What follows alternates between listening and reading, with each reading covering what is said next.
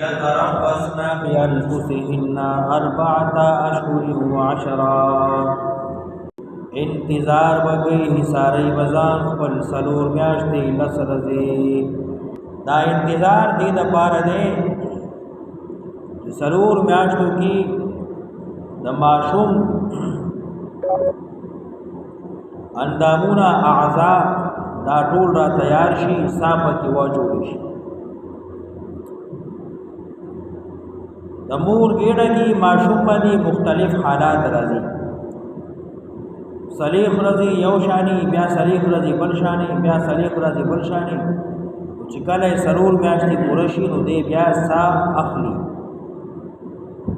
نو سرور میاشتو نه مخکې که څوک خپل بچی ضایع کول غواړي د مجبورۍ د لاسه نو ضایع کولی شي خو سرور میاشتې چې پوره شو نو بیا ضایع کول دا بچی وجل دي دا د قتل ګناه دی بیا نشي ضایع کولی والذین یتوفون منکم هغه سړي چې مړه شي د تاسو نه پرېږدي خپلې ښځې کونډۍ یتربصن حصاری به بانفسهن ځان خپل اربعة اشهر وعشرا څلور میاشتې لس ورځې دین اسلام دومره د نسب اختلاط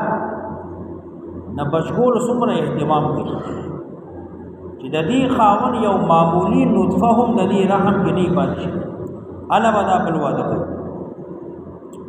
فاذا بلغنا اجلهن نو کله چې ورسیږي نیټه خپلې ته عدت پوره کو سرور میاشتې لس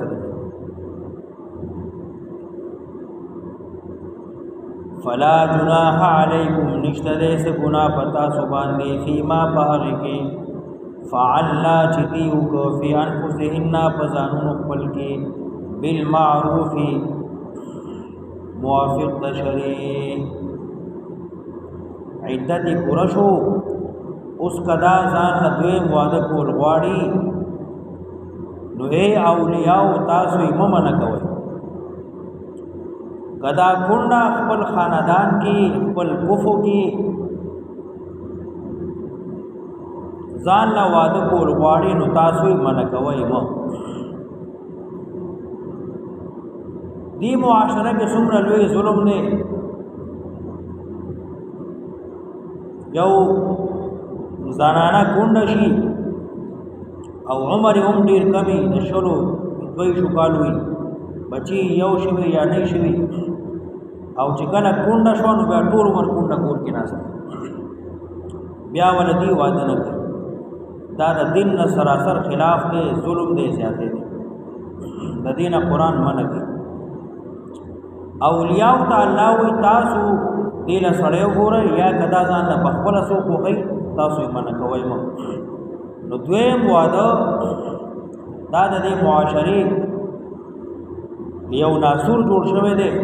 چې کونډه ښځې دا خلک بیا واده نه کوي فاذا بلغنا اجلهن نو کله چې ورسی خپل نیټې ته نشته دې څه ګناه په تاسو په هغه کې چې دې کې ځان خپل کې یعنی نکاح بالمعروف موافق د شریع والله بما تعملون خبير الله په هغه چې تاسو عمل کوئ خبردار دی سوال لسم ولا جناح عليكم فيما عرضتم به من خطبة النساء کله چې دا کونډه خپل عدت تیری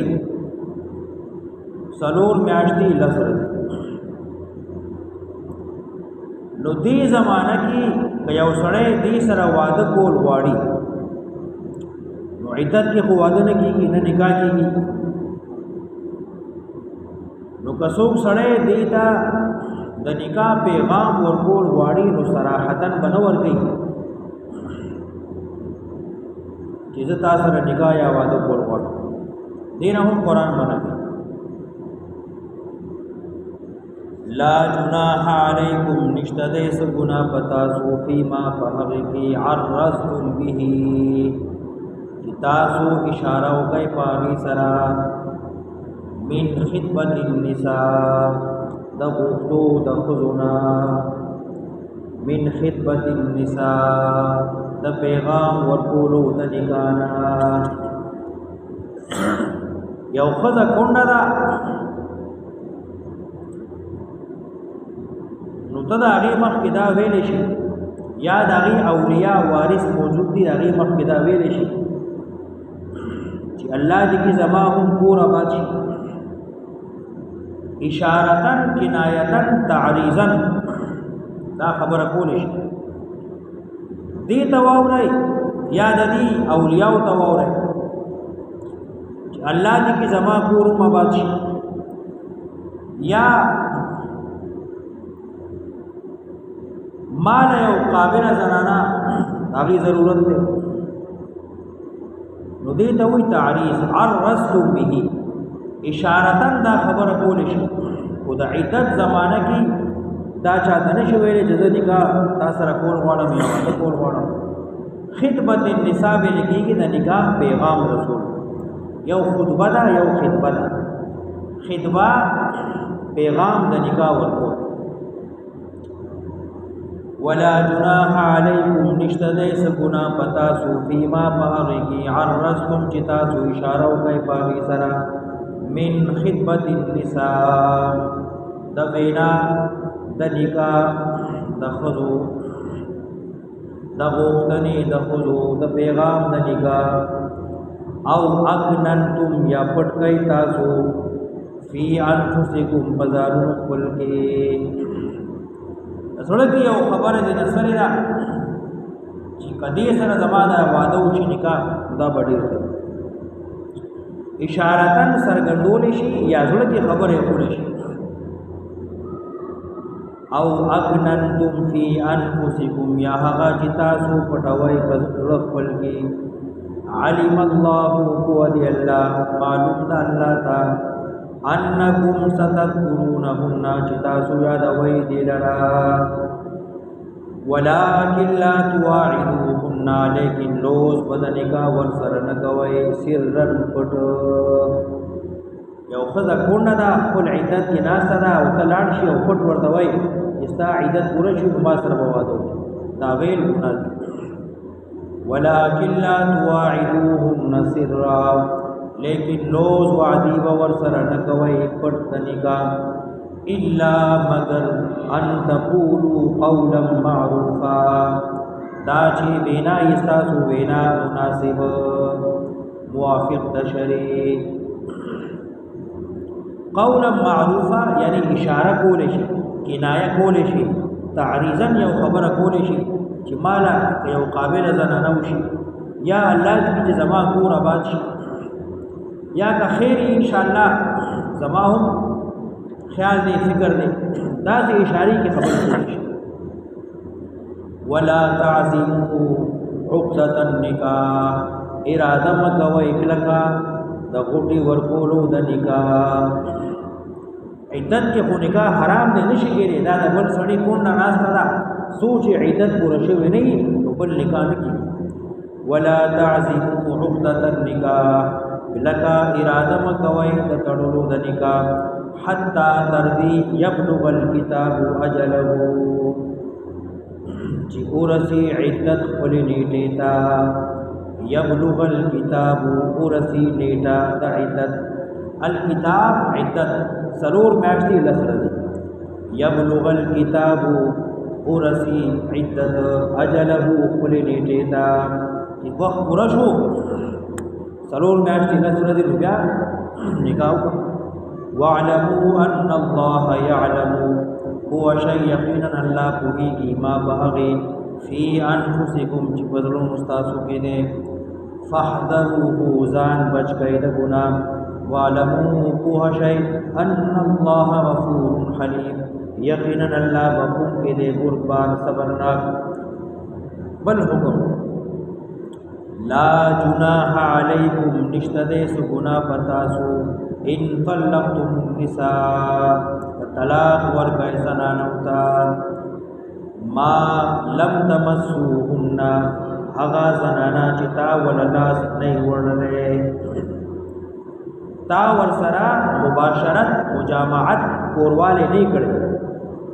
او طلاق دی ورکو او تفرضوا لهن فریضا او یا ولتا نی مقرر کړي مہر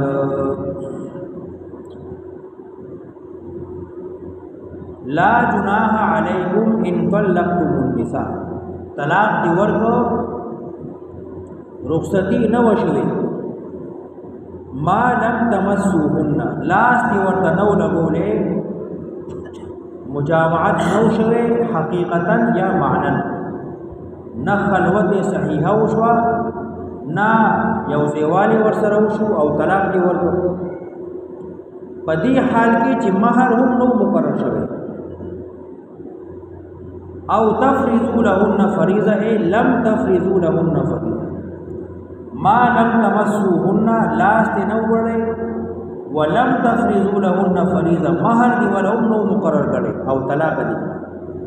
اوس مسکه